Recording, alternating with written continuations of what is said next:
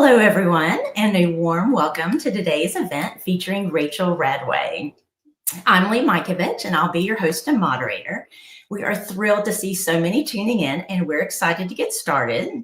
But before we dive into the presentation, I want to share a few housekeeping items to keep everything running smoothly. The most important thing to know is that you're welcome to ask questions throughout the entire presentation, and I hope that you do. To submit questions, you'll want to click the questions and comments button near your watch screen. If you've already opened to the full screen view, you'll want to minimize the screen for a moment to see the tabs. We'll also take a poll or two during the event, so be ready to click on your responses. Finally, keep in mind that a lot of people are joining us today, and we'll get to as many questions as time allows toward the end of our event. But now to formally introduce our guest for today. Rachel Radway is a certified leadership coach, mentor, and author dedicated to helping high-achieving, perceptive, and neurodivergent individuals lead with confidence and authenticity. With over 25 years of experience in corporate leadership roles across tech, nonprofits, and global enterprises, she understands the pressures facing today's leaders. Her acclaimed book, Perceptive: Insights for Leaders Who Feel More, Process Deeply, and Think Differently, was a 2025 NYC Big Book Award winner and 2025 Best Book Award winner in the Nonfiction Cross-Genre category, as well as the Nonfiction Book Award Silver winner. A contributing author to the best-selling title, Leading with Compassion, Cultivating Connection from the Inside Out, Rachel's work empowers clients to succeed on their own terms and not experience burnout. Welcome, Rachel. The stage is yours. Thank you so much, Lee. I am excited to be here and looking forward to talking with you all at the end of during the Q&A session. So, as Lee mentioned, I am a certified leadership coach, speaker, and author.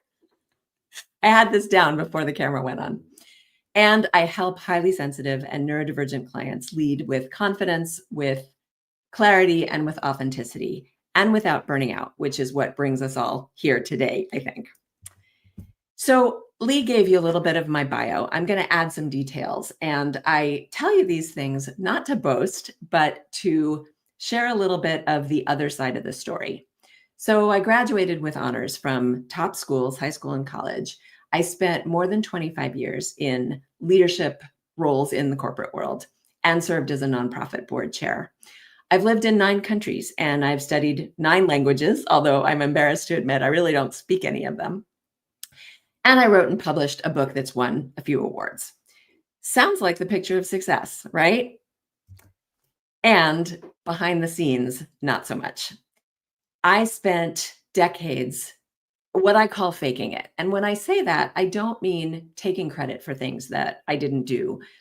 I was masking, and I didn't learn about this until very recently, just within the last few years. I was not doing it consciously, but I was putting on a persona every day to better fit into my world and to be the person and the leader that I thought I was supposed to be, rather than being myself. And it cost me. And all through these years, I struggled, as I'm sure a lot of people in this audience can relate to. I had anxiety, I had depression, I was misdiagnosed a couple of times. And I spent a lot of time just feeling confused and misunderstood.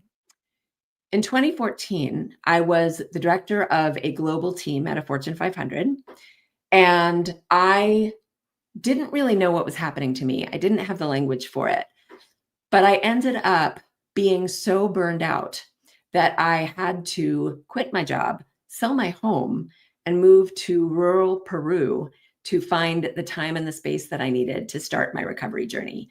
And that journey took several years to really heal.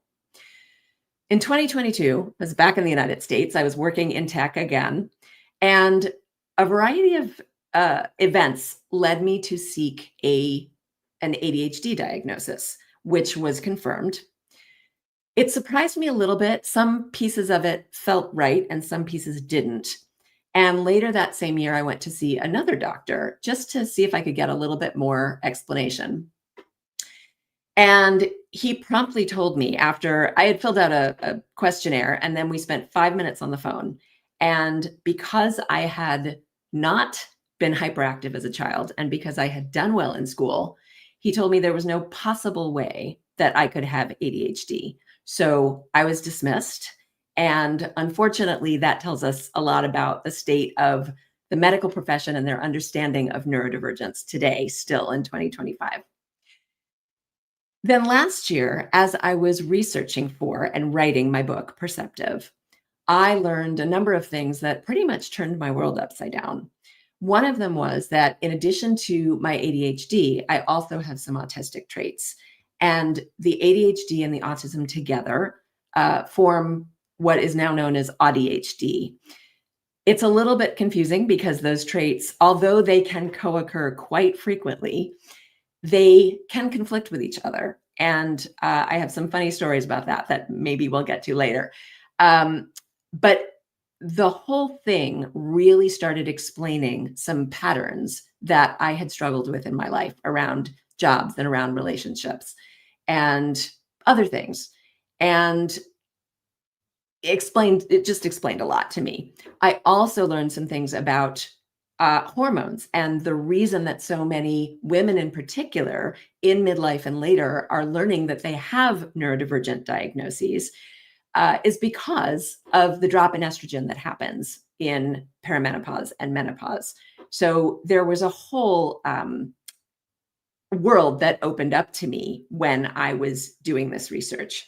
And that is what leads us here today. So what we're going to talk about, I am going to talk a little bit about what neurodivergence is. I'm not going to spend much time on that because I'm assuming that most of you know, but if you have questions about it, please do drop them in the Q&A and we can talk about them later. I'm really going to focus on why neurodivergent burnout is different from typical burnout, how to recognize the signs, why people who are neurodivergent are more vulnerable and more prone to burning themselves out, and how to prevent it in the first place, if that's possible, or how to prevent it from happening again. So before we do that, I want to get a little bit of input from you. We're going to put up a poll. You'll see it below, and you can fill it out as soon as you see it. Have you experienced severe burnout personally? And if you have, is it something you've just experienced once or many times? So go ahead, and as soon as you see the poll come up, you'll see it below. I would love to see your answers. This is an interesting one for me because, as I mentioned, when I burned out in 2014, I really didn't have the language for what was happening to me. I was pretty much non-functional at the time, but people weren't talking about burnout then the same way that they are now. I wasn't really on social media where burnout is very, very, very common. And people I know weren't experiencing it or weren't talking about it. But I realized after learning what I know now that this was not the first time I had dealt with burnout. I had experienced it at least a few times before in my life and just, again, hadn't known what was happening to me. So we're seeing the results come in. It looks like it's a chronic problem is definitely the most common response, which is really unfortunate and also really unsurprising. Once or twice is, oh, now they look like they're tied actually. So there's a lot of burnout out there, and we're probably going to see the results go back and forth between once or twice or it's a chronic problem. More people than I expected have responded not personally. A little bit of a surprise there, but that's actually a really good thing. I'm glad to see that. Okay, so that is probably going to keep going for a little while. Let's go ahead and go back to the presentation and just quickly cover what neurodivergence is. So you can see in the word cloud, I talked about ADHD and autism before. There are a lot of other words. Some I'm sure are familiar to you, some are not. It is a very, very large umbrella. Terms like BPD, borderline personality disorder, and bipolar disorder, and dyslexia, dyspraxia, dysgraphia, dyscalculia. Tourette syndrome is another form, OCD, obsessive compulsive disorder, social anxiety. All of these are clinical diagnoses. There are also some terms that are traits or conditions that cannot be diagnosed. They're not disorders of any kind, but they are other forms of neurodivergence. And those include high sensitivity and giftedness. And the reason that they are forms of neurodivergence is because all this means is that our brains and our nervous systems are different from the neurotypical. And I use the air quotes because no two brains in this world are the same. And that's true even for identical twins. So what is a typical brain? I'm not sure I've ever met one. So we're going to take that with a grain of salt. But different from the typical, whatever that means. And that brings us to what burnout really is. The World Health Organization maintains a document, I guess, called the International Classification of Diseases. And in that document, in 2022, in the 11th version, they defined burnout as a syndrome that results from chronic workplace stress that hasn't been successfully managed. And they give it 3 dimensions: feelings of energy depletion or exhaustion, increased mental distance from one's job or negativity or cynicism around the job, and a sense of ineffectiveness or a lack of accomplishment. They also say, and what really strikes me about this definition is that it refers specifically to work contexts and shouldn't be applied to other experiences in different parts of life. That sticks out to me because we are whole humans and it is very hard to separate work from other parts of our life. So it's interesting. And it also, there's a notable difference between that and the next definition that I want to talk about. There is a researcher named Dora Raymaker. And in 2020, Raymaker defined what she called at the time autistic burnout. It is now much more commonly referred to as neurodivergent burnout. You'll see some similarities and some differences in her definition. So neurodivergent burnout, she defined as a syndrome resulting from chronic life stress and a mismatch of expectations and abilities without adequate support. And the emphasis here is all mine. It's characterized by pervasive long-term, typically at least 3 months, exhaustion, loss of function, and reduced tolerance to stimulus. Probably the best definition that I've seen, I keep pressing the wrong button to forward the slides. The best definition that I've seen, the one that is most memorable, comes from a UK consultancy called Creased Puddle, who defines neurodivergent burnout as chronic stress, plus expectation, plus masking, minus adjustments or support. And we're going to come back to that masking and the adjustments and support in a few minutes. So some of the signs of neurodivergent burnout look very much like any kind of burnout. And when I say any kind or generic or typical burnout, I don't mean to disparage it. Burnout of any kind is very serious.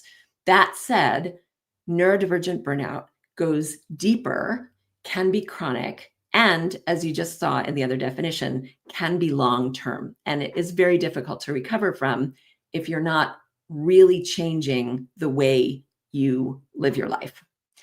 So I'm not going to read through all of these signs. I'm sure that many of you are familiar with them. The fatigue and the exhaustion, things that are common with any kind of burnout. What really struck me looking back at my experience in 2014 were things like a lack of empathy or compassion. I'm normally a very empathetic person. I lost it. I just didn't have it anymore.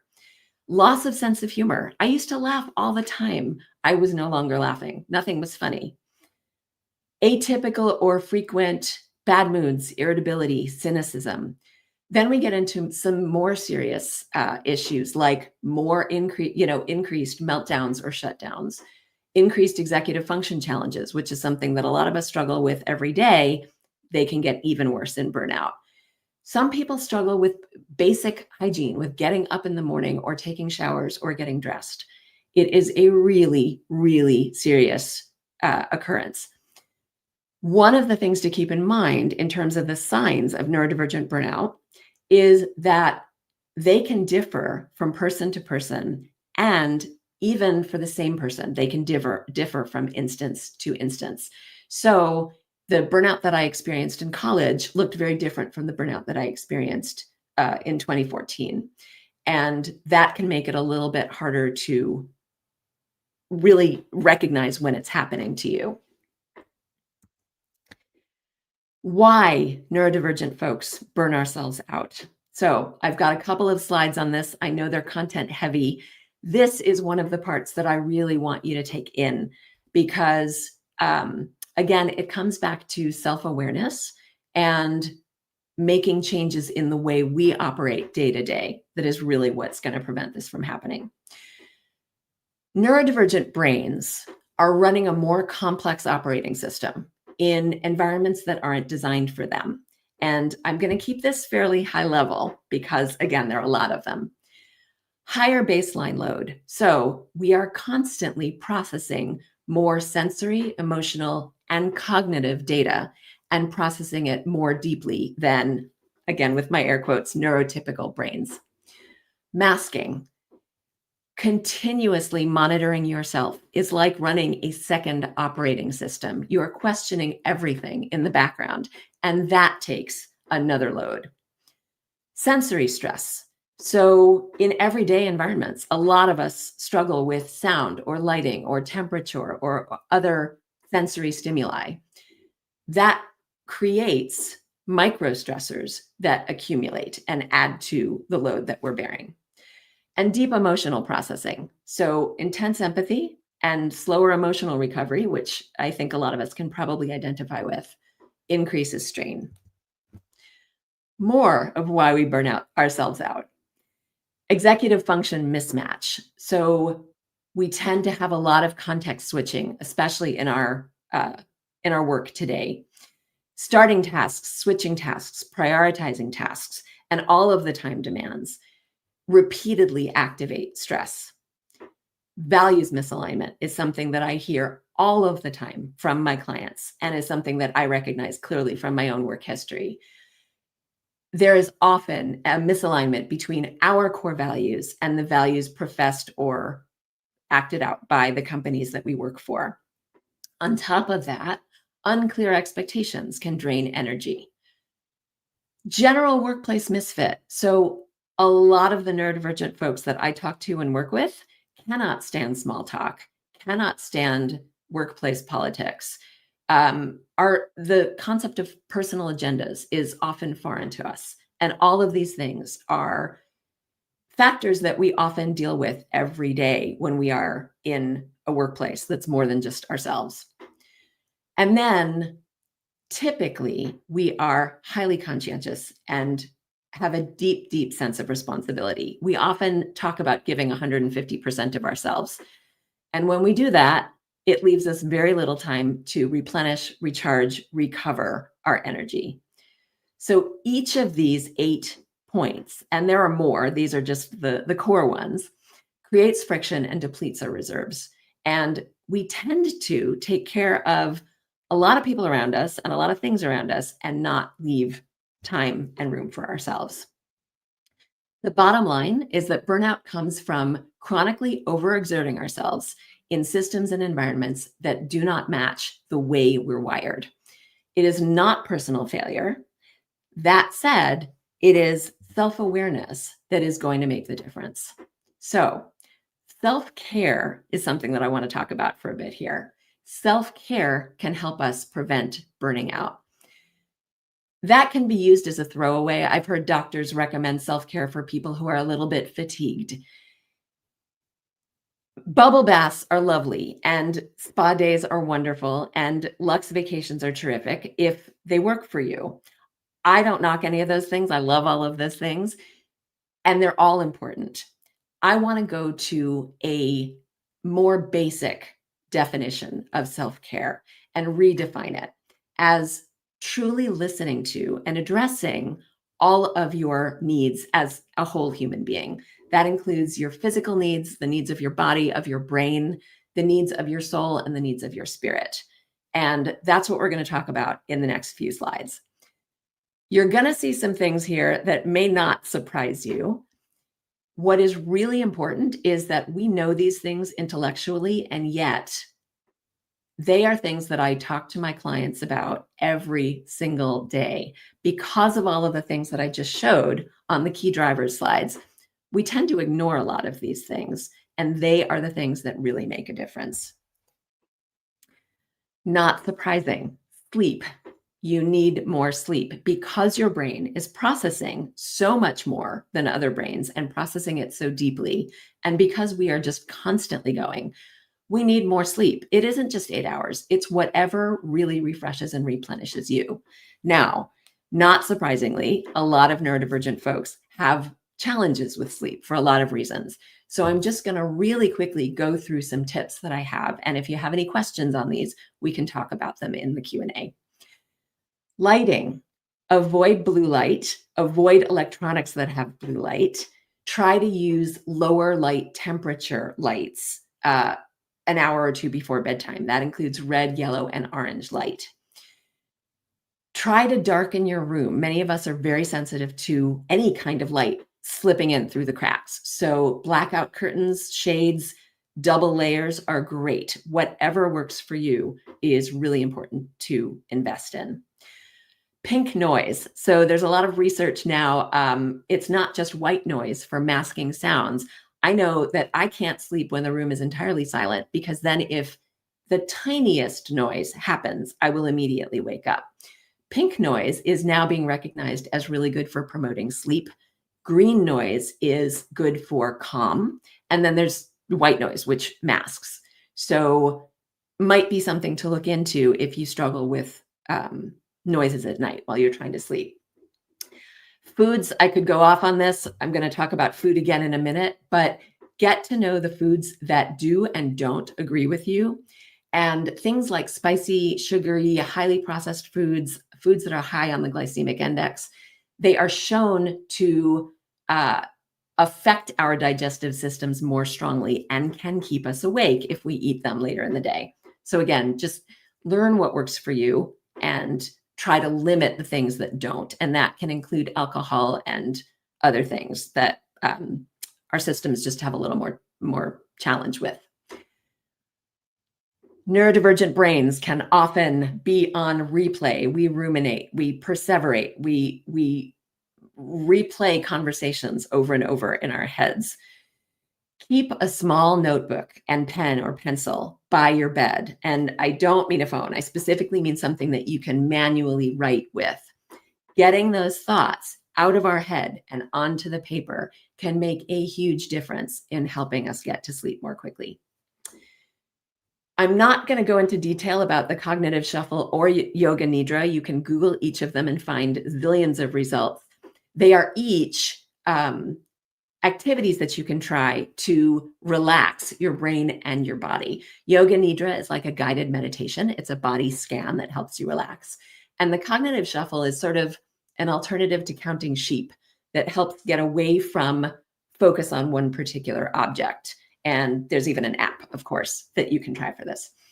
I'm also going to mention what you're sleeping on is more important than we often give it credit for. Make sure that you've got a good quality mattress, that you've got good quality linens. The thing we don't always pay attention to is pillows. Invest in pillows. Try a few different ones, check the return policies, but try different lofts, different heights, different fillings, stuffings. Find one that works for you, and I guarantee it will make a difference. I mentioned that some of these were obvious. I can't even tell you how many clients I have who forget to eat because they are so busy doing what they're doing and taking care of people and doing their work and running from one thing to the next. Not only does your brain need the nourishment, your body needs the nourishment. I meant to say that the other way around, but you get what I mean. It is really important to make time to eat properly, and also to hydrate, to get enough water. We need it. And we forget too often. Here's another one that seems obvious until I'm sitting here at my desk and I realize that 8 hours have gone by and I haven't even stood up, no less gone outside. Get outside as much as you can and just get moving, even if you can't get outside. Walk around, hop up and down, do a little dance. The change of scenery does a world of good. We can be stuck on something, trying to figure out a problem or have writer's block. And just taking a walk, even if it's around the block or around your home or around your office, can give us a little boost and re-energize and give us a change of perspective. And we know, you all know, I'm not going to go into how exercise benefits our body and brains, but we forget to do it. So make sure you remind yourself, and there are ways that we can do that. And if that's something you have a question on, we can definitely talk about it. Here's one that's not as familiar to some people. Practice calendar care. I love this plain white, empty planner, and yet that's not the reality for most of us. A lot of us have back-to-back meetings and are running from one commitment to the next. There are things that you can do to give yourself a little bit more white space. One of them, and I know this sounds like the antithesis of what I just said, but put everything you have on your calendar. This can give us a little bit of white space on our brains, even if not on the calendar itself. Put your meals on there. Don't forget your lunch. Put breaks and workout times. And if you have children and need to pick them up or drop them off, put those there. Put your medical appointments, your travel time to medical appointments. A lot of us try to rely on our memories, and then we get to that executive function mismatch. If it is on your calendar, it is more likely to happen than not. We can always change things around if we need to, but put it there. I color code my calendar for a couple of reasons. It helps me differentiate. It helps me look at a glance and see what I've got going on during the day. And it also adds fun and visual interest. Set your work hours, particularly if you are working for a company, if you're not self-employed. Put in the settings on your Google Calendar or your Outlook calendar or whatever you use, the time that you start in the morning, the time that you leave at night. Make sure that is clear for your colleagues as well as yourself. Time block. This is something that we could talk about for ages. If you need focus time, block it out on your calendar. If you have several projects going on at the same time, block them out on your calendar. Color code them, make them visible. You can always change things if the need comes up. But again, if we don't put it there, it is less likely to happen. Buffer. Your brain needs breaks just as your body needs breaks. Microsoft did a research study a few years ago that found that our brains actually start turning off every 90 minutes or so. They need a break even if you're not going to give them one. So be proactive about it. Give your brain a break. See if you can take 5 to 15 minutes or so every 90 minutes, if not less than that, every hour. I worked in corporate for almost 30 years. I know how hard that can be in certain kinds of roles. Do yourself a favor. It's changing the behavior that has gotten us to this point that is going to help prevent future burnout. And you can say no. I worked with a director who has been working for many, many years, who didn't realize until she started working with me that she could actually say no to meeting invites. It hadn't occurred to her. She assumed that the people who were sending out the meeting invitations had put thought into every single person that they were inviting and the agenda, and that if she received the invite, it meant that it was important for her to be there. That's assuming a lot. You probably have had your fair share of invitations that came with no agenda or no purpose, or where everybody and his uncle was invited, and you didn't really have to be there. It is up to you to ask questions, to ask for an agenda, to ask if there's going to be a recording. If you have something that's more important, or if you just need to take a break, this part is up to you. Again, disclaimer, I've been in the corporate world. I know there are certain meetings that you can't decline, but you don't have to say yes to every single one of them. And that leads us into boundaries. And this is one of the most important things that I can possibly emphasize in terms of preventing future burnout. You do not have to say yes. You can say no. A lot of us have felt other or separate for a good part of our lives. Sometimes setting boundaries, or the concept of it, can sound like we're further separating ourselves from others. It's actually the opposite. Boundaries are there to preserve our energy, to safeguard us, to really help us protect our health and our wellness. And it's the same for everyone around us, those who do set boundaries. There are things to think about in terms of where you set your boundaries. When you work and when you're going to be responding to emails, calls, texts, how much downtime or alone time you need, how much sleep you need, and it may well be more than 8 hours. Physical space. Do you need privacy? Do you need to separate your work life from your personal life? Is that possible? Wellness. When you're exercising or where, when you are taking your meals, or any boundaries that you need around those, whatever you need to function at your best. Communication is another area where we sometimes need boundaries. Topics that are off limits that you just don't care to talk about, or maybe with certain people. Preferences for when you're up for certain conversations. What kinds of communication channels you prefer. I don't particularly enjoy texting, but email is fine because I can write more, I can read more, and I can do it whenever I want to. I know you can for texting as well. It feels more immediate to me. And because I was a writer and editor, it's harder for me to say what I want to say in texting. So that's a boundary that I have. The other thing is, you can't just set them. You need to communicate them and enforce them, because without those two things, setting them isn't going to help you the way you need the help. This is one that I love. Find your joy. It is also heartbreaking when I talk to client after client after client, and sometimes friends and colleagues, who really don't even have the slightest idea of what brings them joy, because they are so used to just doing what they think they're supposed to be doing. It can be little things. It doesn't have to be expensive. It doesn't have to take time. It can be listening to your favorite song, or doing a little dance, or exercising, or playing with your pets or your children, or walking outside, or bird watching.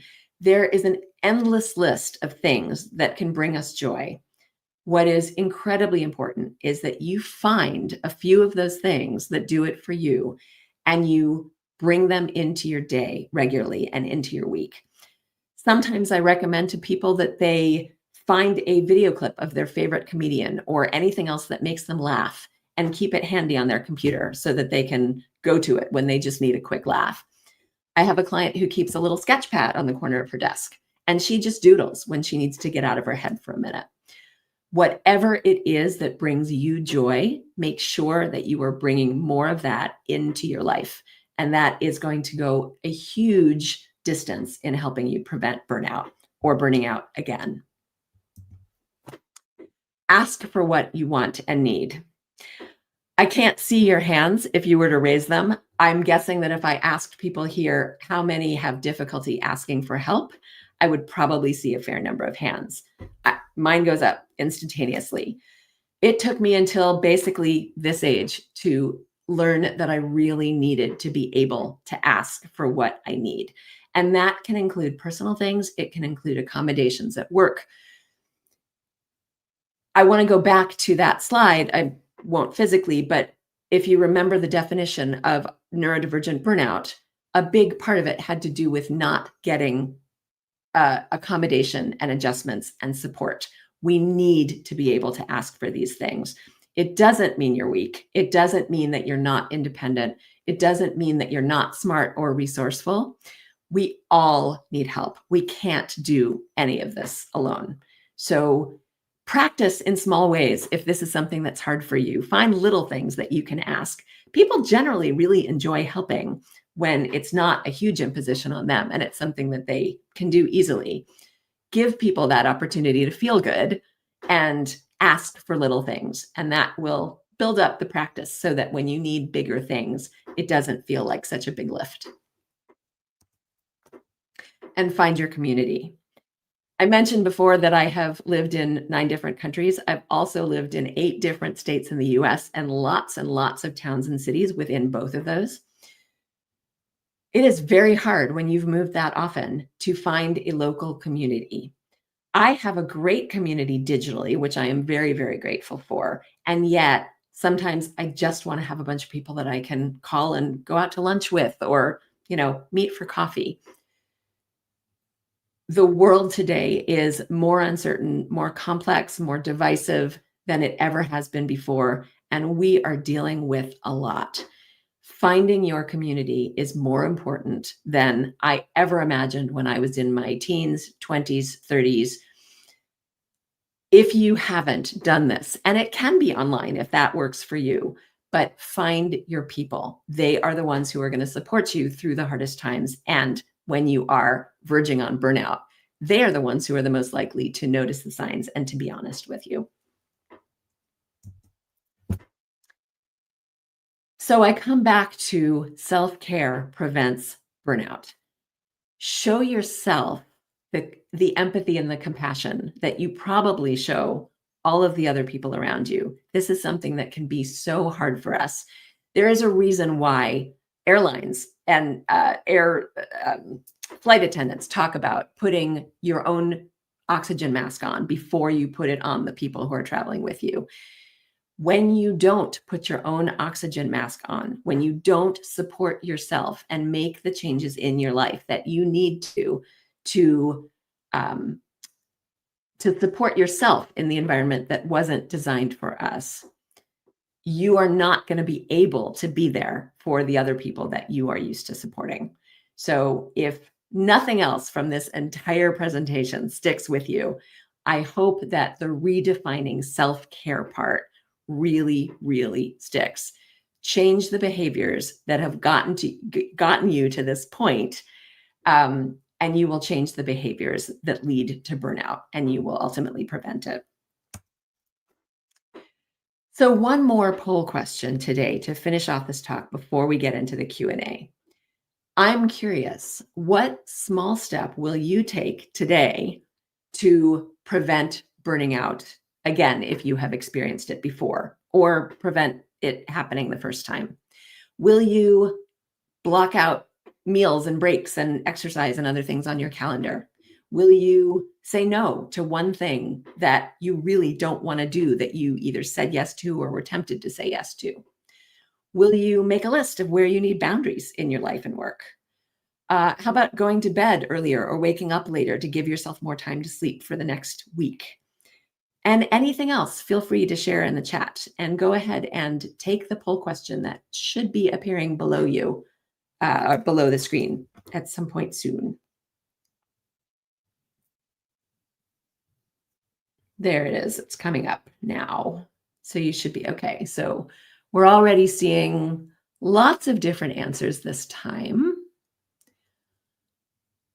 Going to bed earlier or waking up later, I am applauding that. That is such a great outcome. We all need to do that. It is incredibly important.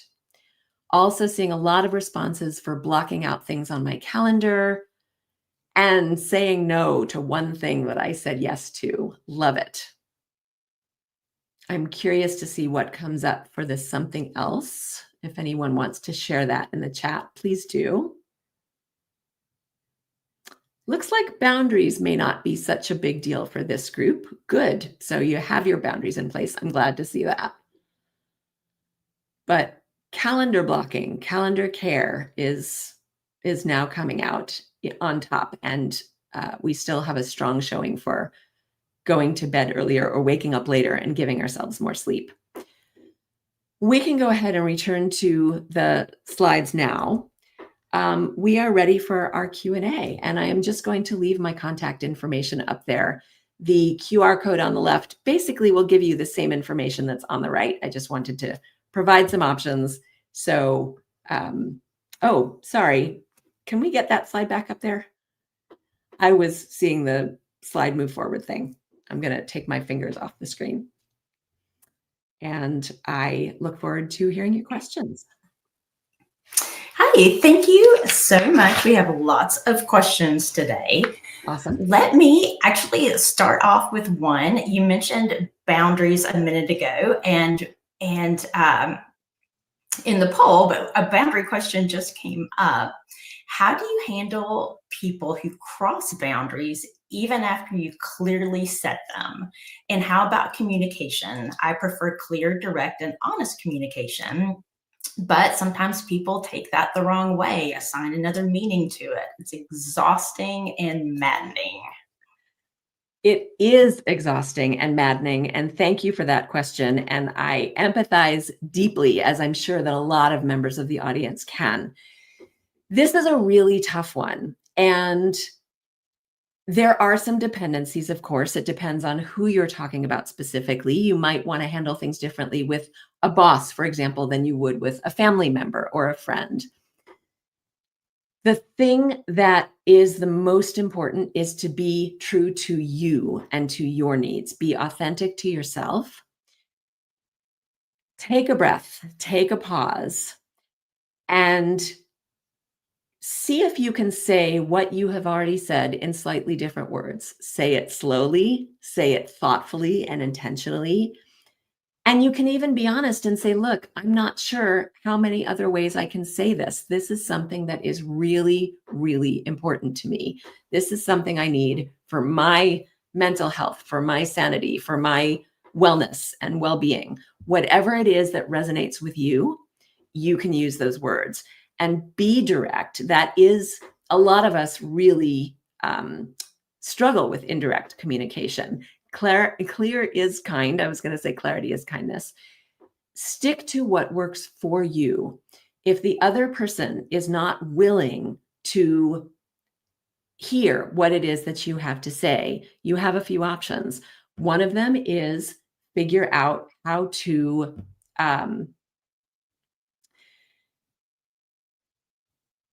enforce the boundaries without the help of that person. And this is, unfortunately, it's so context dependent and situation dependent that I could go on and on and on about this, but I want to make sure we get to other questions. If there is a way of closing down the conversation and blocking the person or the issue from taking up more time and space in your life, then I urge you to do that. That may take some really hard decisions or some hard actions. I would love for you to contact me outside of this conversation, and I can help you with your specific situation because I know how difficult this can be. But without knowing more of the details, it's hard to address. I will just say it's a difficult situation, and we have to know that we need to do what we need to do for us. It's at that point when they are not listening to you and you've tried over and over again, it's no longer about the other person and it's not about making them feel good. It's about doing what you need for you. Thank you for that. Another thing that I'd love to dive deeper into that we've had a couple questions about, do you have any advice for feeling the need to constantly be productive?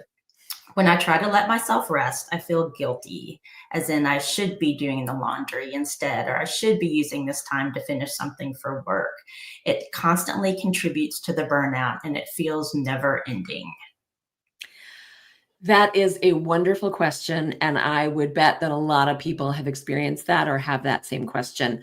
I know that I spent years feeling guilty if I wasn't feeling like I was being productive until I got to that point in 2014 where I literally could not function anymore. I couldn't be productive because my body and my brain were giving me signals that I had done too much for too long and I was not giving myself any breaks. It's unfortunate that so many of us get to a point like that before we can really internalize the lesson. the world of work especially, but even in home life, you brought up the example of laundry, for example, is so broken. And one of the advantages that living in so many different cultures has given me is I've been able to see how other people live their lives. And it isn't the way we do here in the United States. So many of us were brought up to believe that we are not worthwhile, that we are not of value as human beings if we're not productive. They don't believe that in every other culture outside of the United States. In some, yes. In many, life is about connection. It's about relationships. It's about meaning. It's about finding what's important to you. It's about joy. It's about love. It's about community. It's about giving back. I know it's hard to live our lives in this society the way that these expectations have been set and the way that we've been programmed. All I can tell you is we can learn to work smarter rather than work harder and longer. And if your body and your brain are telling you that you really need a break, what is the worst possible thing that can happen if you put the laundry off for a day or two? Okay, if you're running out of clothes, I get it. It's a problem. For the most part, the things that we are telling ourselves we have to do, the world will not end if we put them off, if we give ourselves the breaks that we desperately need. And we can learn how to schedule our day and our tasks in ways that don't pile everything up. The most important part is you are valuable just as you are, just as a human showing up in this world. You don't have to constantly be productive to show that. And I will add that if you are in a workplace that only values OKRs and KPIs, and you have to be showing X amount of things that you've done every day, that probably is not the best fit for you. And I would love to work with you and support you in finding a path that is more fulfilling, that allows you to make a greater impact, and that is healthier overall.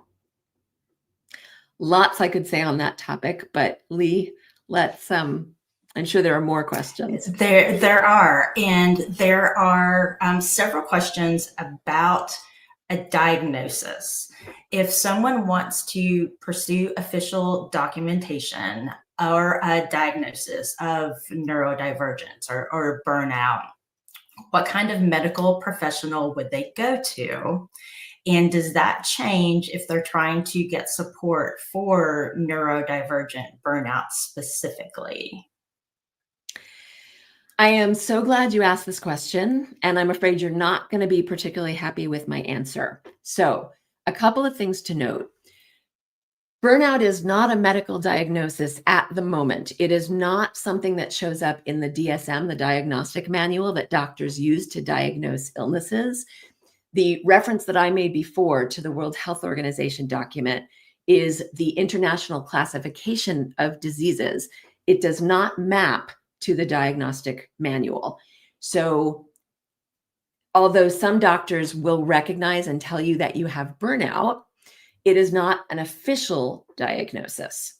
That said, if you have a primary care provider that you feel is generally aware and not stuck in the 1980s and listens to you and hears you and is open to out-of-the-box thinking, you can definitely talk to any a nurse practitioner or your doctor or whoever you see that you feel actually listens to you.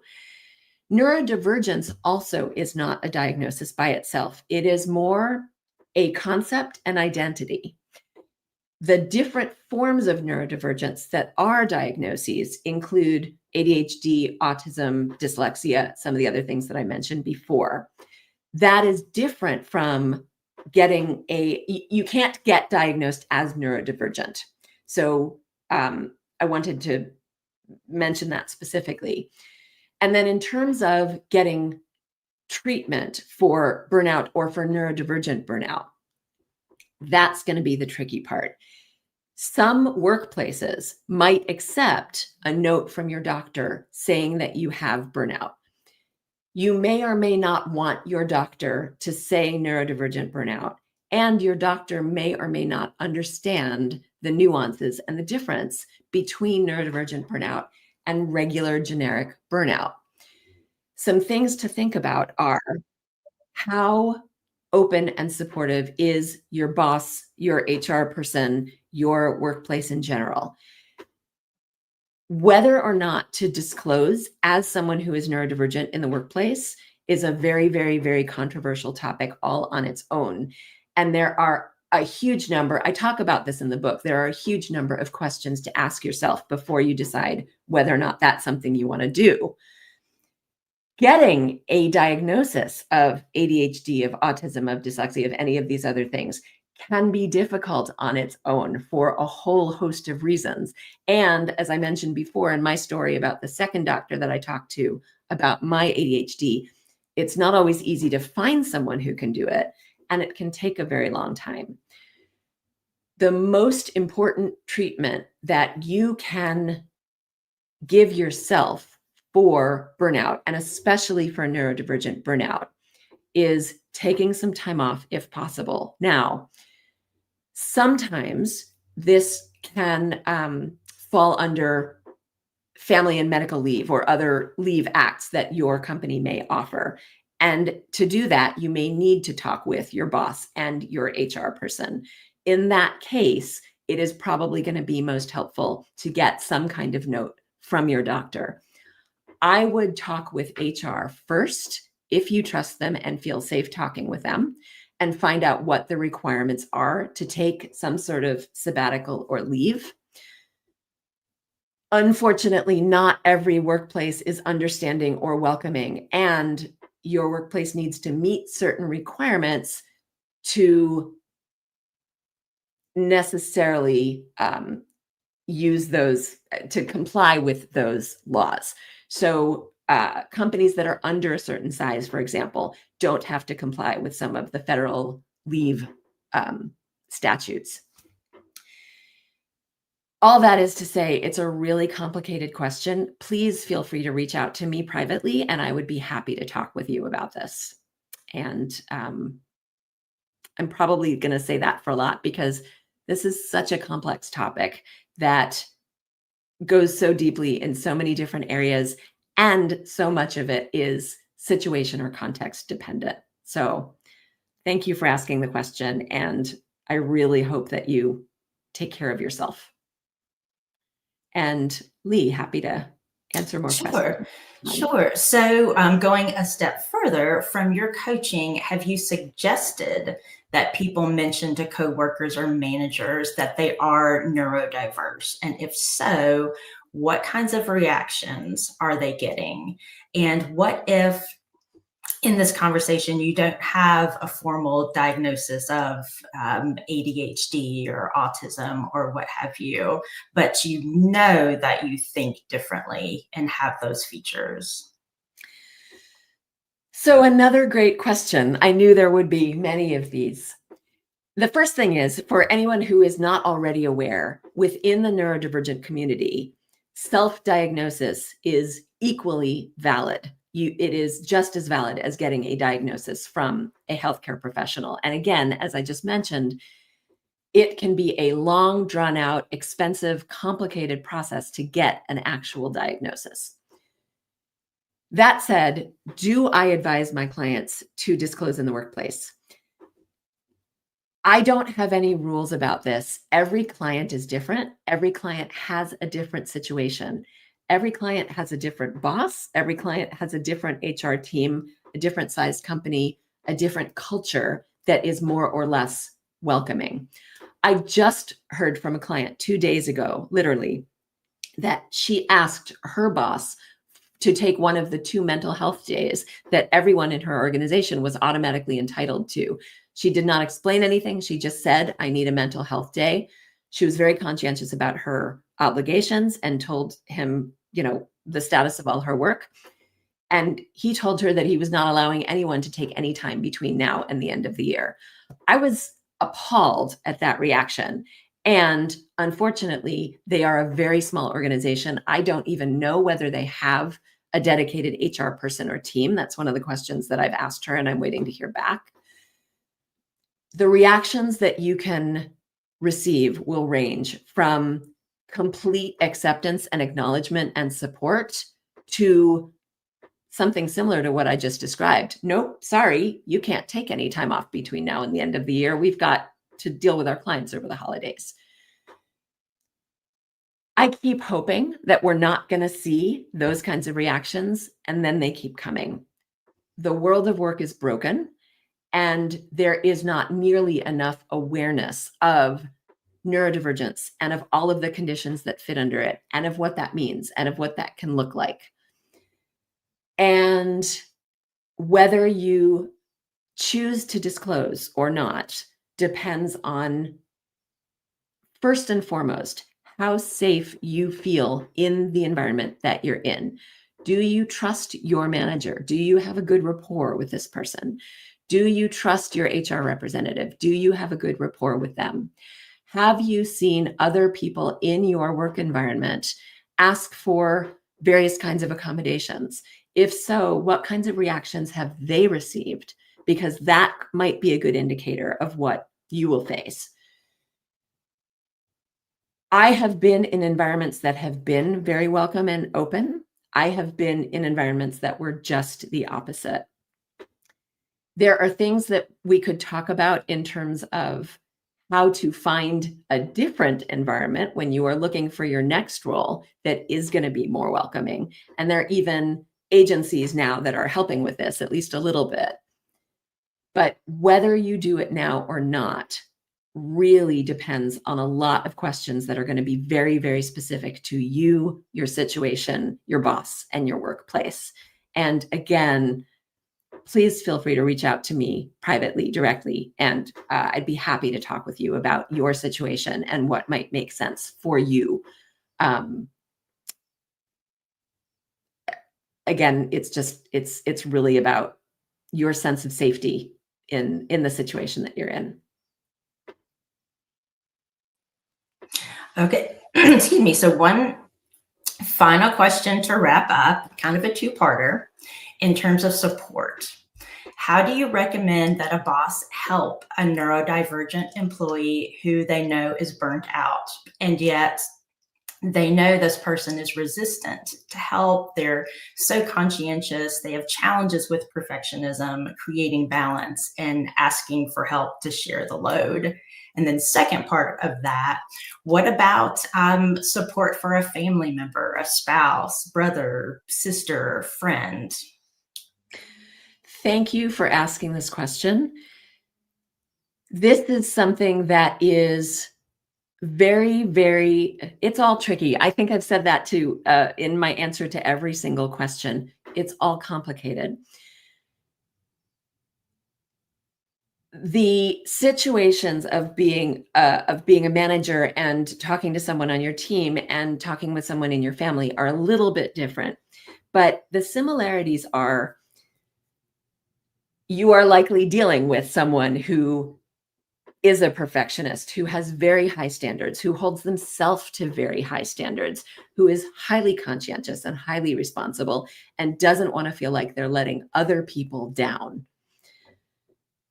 The first thing that you can do is show deep empathy. Show that you understand. And it may be a little trickier in the situation of work if the person has not disclosed that they are neurodivergent, if it's just something that you suspect. But you can show them that you care deeply about their health and well-being and that you are noticing certain things.